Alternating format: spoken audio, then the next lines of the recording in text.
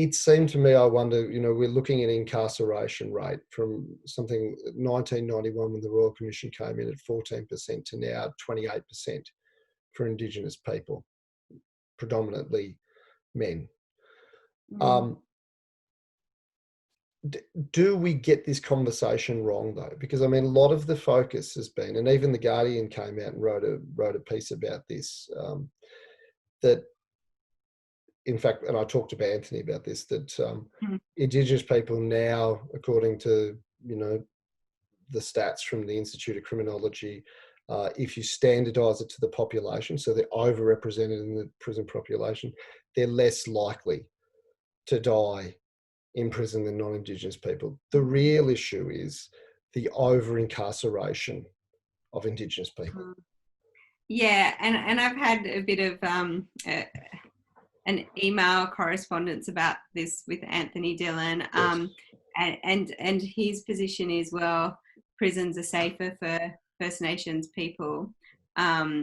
My response is that if we look at every 100,000 First Nations people in the population, they're much more likely to die in prison than a non-Indigenous person, because a First Nations person is, well over 2,000 times.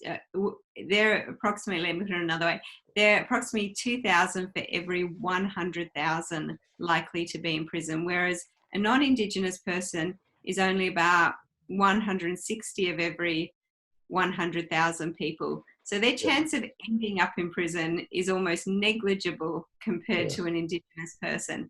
So it follows then that an Indigenous person's chance of dying in prison is also excessively greater than a non-Indigenous person. So my sentiment, and I speak to a lot of Aboriginal women in prison who are mothers and have children at home or in care, is that they simply shouldn't be there in the first place. Many of these women are there for minor crimes.